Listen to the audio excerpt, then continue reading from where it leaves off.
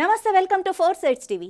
సార్వత్రిక ఎన్నికల్లో పత్రికా విలేకరుల పాత్ర అనే అంశంపై అనకాపల్లి జిల్లా పరవాడ మండలం లంకెలపాలెంలో ఏపీడబ్ల్యూజే ఆధ్వర్యంలో సభ నిర్వహించారు.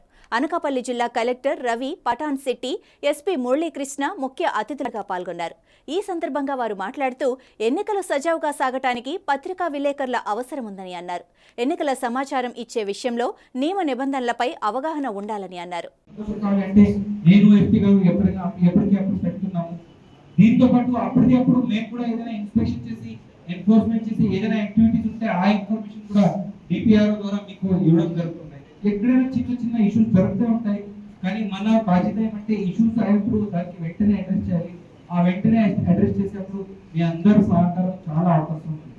భారతదేశంలో జరిగేసినటువంటి ఒక పెద్ద ప్రక్రియ అయితే డెమోక్రటిక్ సిస్టమ్ అన్నింటిలో కింద అతిపెద్ద డెమోక్రటిక్ సిస్టమ్ అన్నింటిలో భారతదేశం.